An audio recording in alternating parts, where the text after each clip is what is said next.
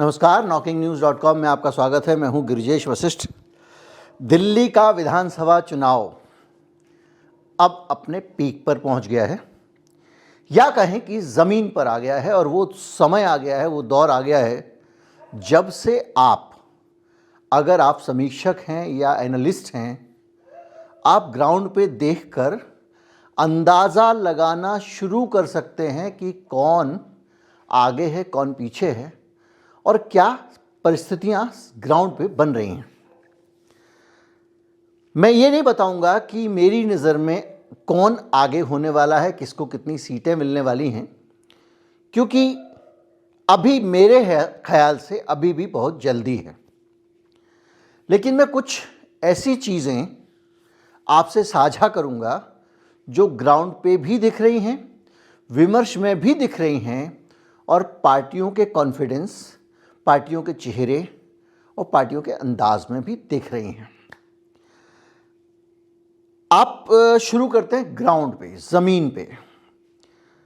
बहुत सारी तरह की अलग अलग वीडियोस, अलग अलग फीड आप देख रहे होंगे और अलग अलग पार्टियों की किसके साथ कितनी भीड़ ज़्यादा आ रही है, कौन कामयाबी के साथ अपने कैंपेन को अंजाम दे पा रहा है।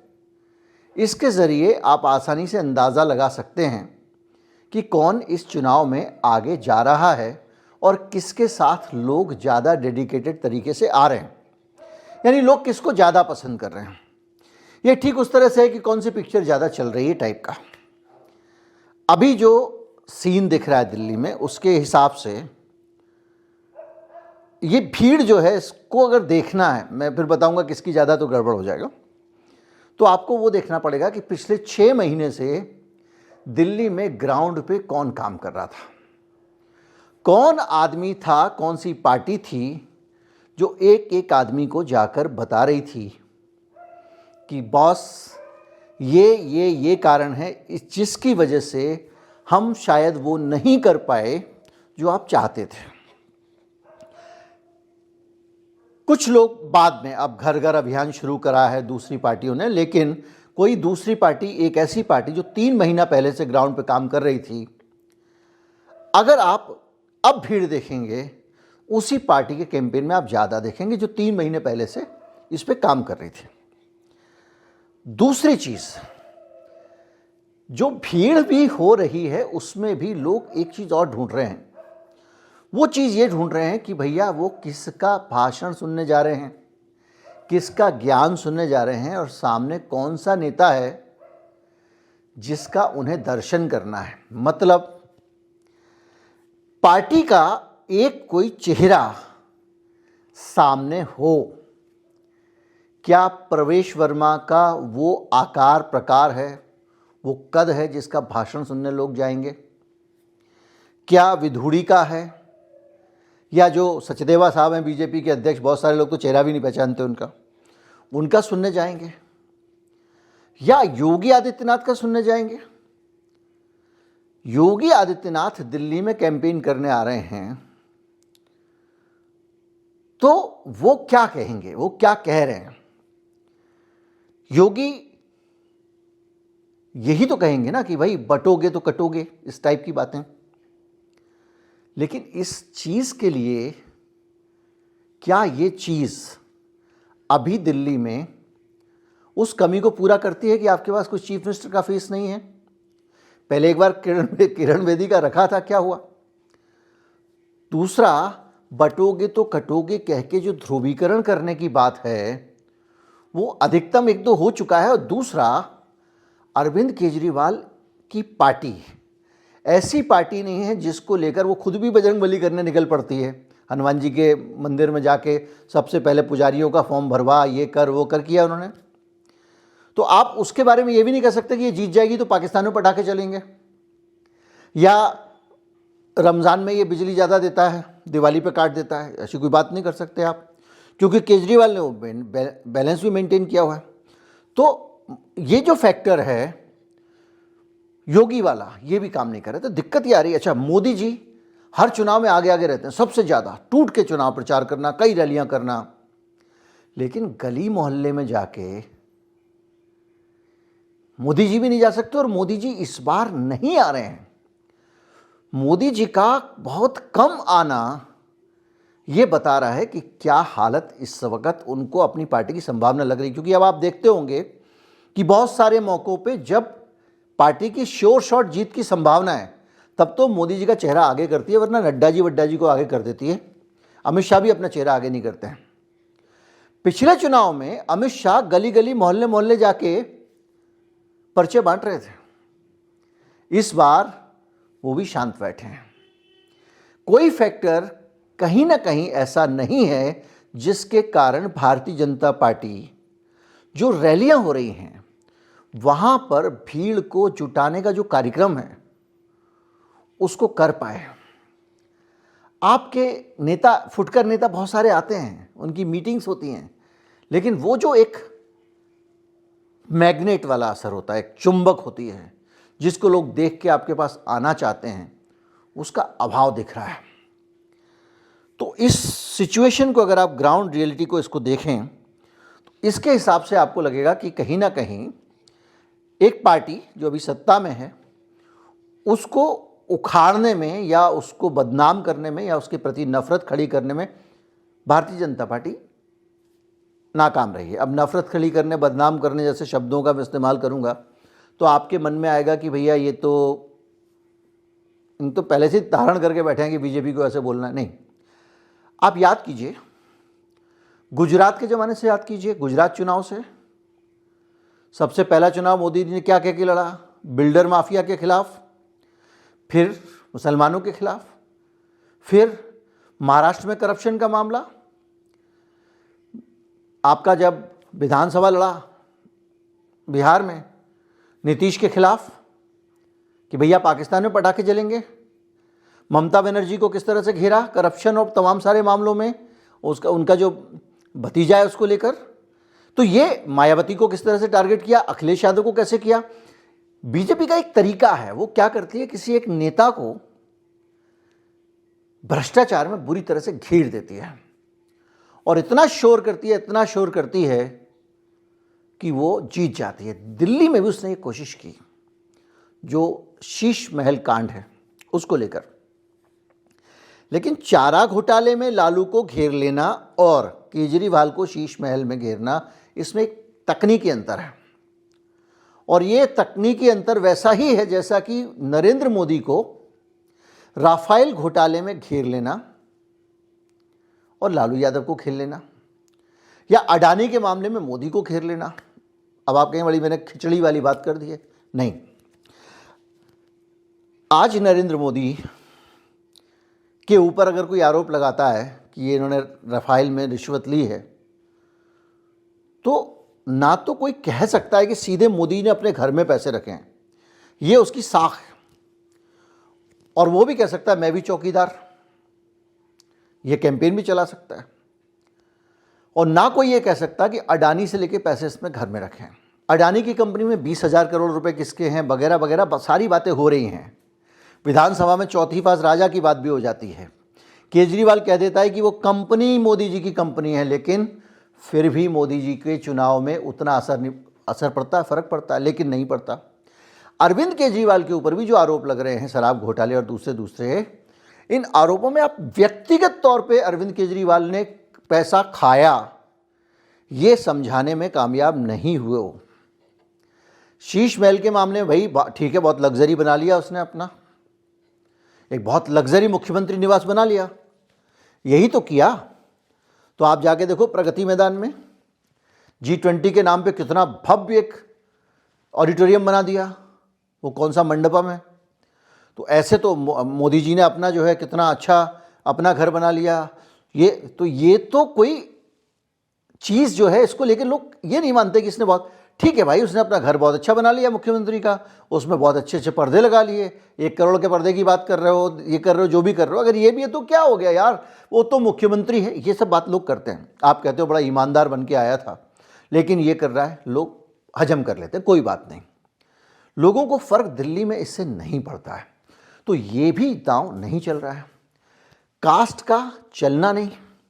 गरीब आदमी के पास इस साल में, इन 5 सालों में गरीब आदमी के पास में, दिल्ली के नागरिक के पास में सबसे ज्यादा मिलने कौन गया, सबसे ज्यादा किसके नेता गलियों में चक्कर लगाते थे, ये अपने आप में एक बड़ा फैक्टर है जो 5 साल लगातार संपर्क में रहा। भारतीय जनता पार्टी ने बड़ी खूबसूरती से एक काम किया, कांग्रेस ने भी किया। जो अरविंद केजरीवाल की सबसे बड़ी ताकत थी, वो ताकत थी फ्रीबीज की ताकत।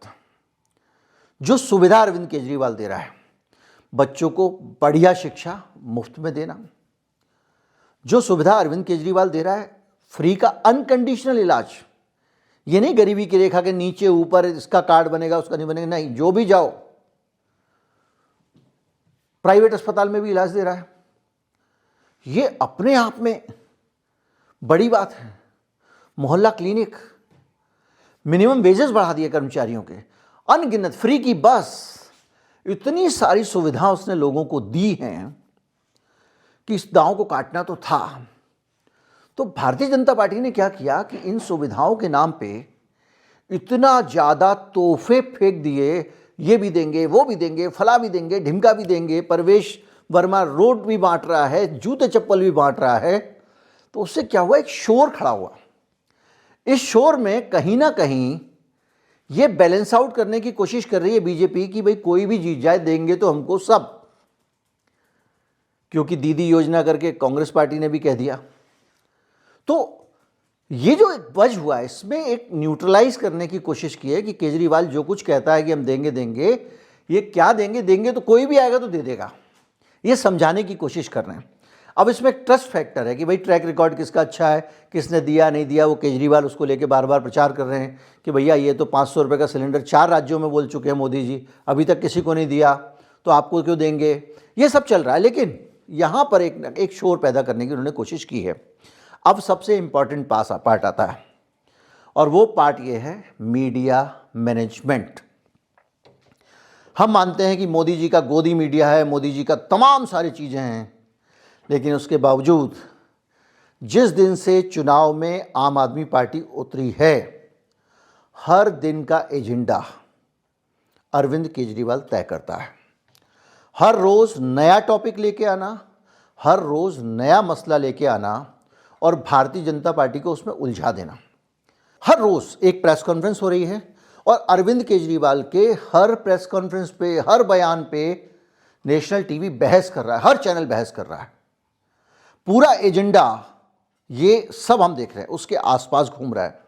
और इसका एक नतीजा ये होता है कि जो पूरी चीज़ें हैं उनको आप अपने तरीके से ड्राइव करते हो, क्योंकि आप कुछ भी आरोप लगाओगे खबर नहीं बनेगी। खबर वो बनेगी जो केजरीवाल संजय सिंह प्रेस कॉन्फ्रेंस कर देगा, कभी कोई प्रेस कॉन्फ्रेंस कर देगा, कभी नकली वोट का मामला निकल रहा है, कभी जूते बांटने का, रोज कुछ ना कुछ नया। ये अपने आप में एक बड़ा कंट्रोल है इलेक्शन पे, जो अभी तक अरविंद केजरीवाल की पार्टी ने, या जिसको कहें झाड़ू पार्टी ने, आम आदमी पार्टी ने कायम रखा हुआ है। भारतीय जनता पार्टी इस पे काम नहीं कर पा रही है, पूरी कोशिश करके भी। या कहें कि भारतीय जनता पार्टी को शायद उनकी जो केंद्रीय लीडरशिप है उससे सहयोग नहीं मिल रहा है। बीजेपी की केंद्रीय आईटी सेल भी ज़्यादा केजरीवाल को टारगेट नहीं कर पा रही है, हल्का हाथी रखा हुआ है। दूसरी तरफ कांग्रेस पार्टी का भी आप देखेंगे कि रवैया एकदम अलग है। उस तरह से एग्रेसिव होकर कांग्रेस पार्टी हमला नहीं कर रही है। कुछ नेताओं ने कोशिश की, मैं बता चुका हूं कि उन नेताओं का भारतीय जनता पार्टी के हित में ही कदम होता है, उनको भी रोक दिया गया। अब जो दिखाई दे रहा है वो ये दिखाई दे रहा है कि कांग्रेस पार्टी कहीं ना कहीं एक फ्रेंडली फाइट कर रही है आम आदमी पार्टी के साथ में, दोस्ताना लड़ाई। सीट तो पहले भी नहीं आ रही थी, अब भी नहीं आएंगी, संबंध तो खराब ना किए जाएं। इस बैलेंस के प्रोसेस में अब भी कांग्रेस पार्टी को कुछ लाभ हो सकता है। कैसे होगा? और वो लाभ बीजेपी के लिए बुरा है। मैं दोहरा रहा हूं इस बात को। 55% के आसपास, 54% वोट केजरीवाल को पिछले चुनाव में मिले थे।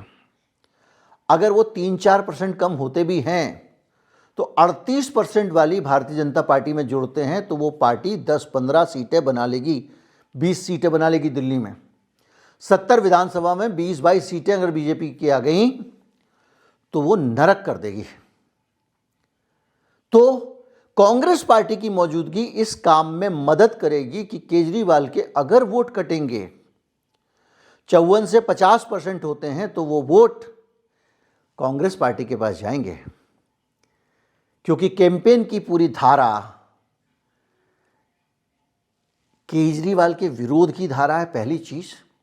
दूसरा, भारतीय जनता पार्टी कोई भी सकारात्मक पॉजिटिव एक भी मुद्दा लेकर नहीं आ पाई है कि मैं केजरीवाल से ये बेहतर आपको दे दूंगा दिल्ली में, कोई विजन नहीं है। और इसकी वजह से जो केजरीवाल से लोग नाराज भी हैं, 10 साल की सरकार है, नाराज होंगे।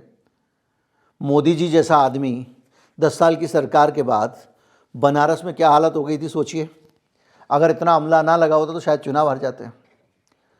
तो केजरीवाल उसके बावजूद कुछ तो कम होगा, तो वो जो 2-4% कम होगा वो शिफ्ट सीधी लड़ाई केजरीवाल की बीजेपी के खिलाफ होने के कारण और बीजेपी को पसंद ना करने वाले लोगों का जो वोट है वो वोट, मान लीजिए 4% कम हुआ, 2% बीजेपी के पास गया, 2% कांग्रेस के पास गया, तो भी बीजेपी की 5-7 सीटें, 4 सीटें कट जाती हैं। तो ये सरकार में होने के बावजूद, सब कुछ होने के बावजूद कांग्रेस पार्टी दुधारी तलवार रहेगी और केजरीवाल के अगर कुछ नुकसान पहुंचाती है तो उसको बीजेपी को भी नुकसान पहुंचाएगी। और जो सीटें हैं केजरीवाल की, मान लीजिए घट के 50 भी आ जाती हैं, 45 भी आ जाती हैं, तो कांग्रेस पार्टी के पास में वोट जाएंगे, लेकिन बीजेपी के पास वोट नहीं जाएंगे। तो बीजेपी अपनी सीटें उस तरह से नहीं बढ़ा पाएगी। ये अपने आप में बहुत बड़ा एक एनालिसिस है जो मैंने अपने कुछ सैफोलॉजिस्ट दोस्तों के साथ में, उनके चैनल पे नहीं ला रहा हूँ, डिस्कस करके और निकाला है। तो अब जो सीन बन रहा है उसमें ये चुनाव एक तरफा जा रहा है, बीच में कुछ भी माहौल बन जाए, वोटर की दिशा नहीं बदली है। कोई भी पार्टी वोटर को कंफ्यूज करने में कामयाब नहीं हुई है। पहले दिन से अभी तक वोटर जिस दिशा में जो सोच रहा था वो उसी दिशा में सोच रहा है। जो बीजेपी का था वो बीजेपी की तरफ ही है, जो कांग्रेस का था वो कांग्रेस की तरफ ही है, और केजरीवाल का था केजरीवाल की तरफ ही है। अब अगर कोई आदमी जिसको लगेगा कि कांग्रेस का कैंडिडेट जीत सकता है तो वो कांग्रेस के कैंडिडेट को दे लेगा, लेकिन जिसको बीजेपी को हराना है वो तो हराएगा ही रहेगा। तो जो अब तक की तस्वीर लग रही है उसके हिसाब से इलेक्शन उसी तरह चल रहा है जिस तरह से ये शुरू हुआ था, जिसकी लीड थी उसी की है। अब आप चौंकाने वाले हेडलाइन लगा दो, क्या होगा, इसका क्या होगा, उसको क्या होगा, उसका कोई मतलब नहीं है। उम्मीद करता हूँ कि एक अभी तक का जो असेसमेंट है उसको आप समझ गए होंगे।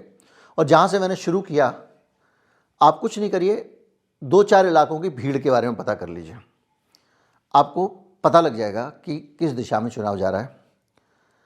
अभी भी बहुत दिन बाकी हैं, कुछ भी हो सकता है। नई दिल्ली सीट पे केजरीवाल हार जाएं, इसके लिए पूरी की पूरी आपने देखा किस तरह से बिसात बिछाई जा रही है। सारी दिल्ली में, पूरी दुनिया में हर सीट पे वोटर बढ़ते हैं, नई दिल्ली में कम हो गए। तो ये सब चीज़ें हैं, लेकिन उसके बावजूद केजरीवाल को मिटा सके बीजेपी में दम नहीं। कितनी भी बड़ी इस समय सिचुएशन खड़ी कर ले बीजेपी, अभी तक जो हालात जहां से इलेक्शन चला था वहीं पर ही है और ये टस से मस करने की हालत में नहीं है। आने वाले समय में क्या होगा पता नहीं, लेकिन इतना पक्का है कि अब मोदी जी खुद भी उतर जाएं, चुनाव की दिशा नहीं बदल सकते। नमस्कार, जय हिंद।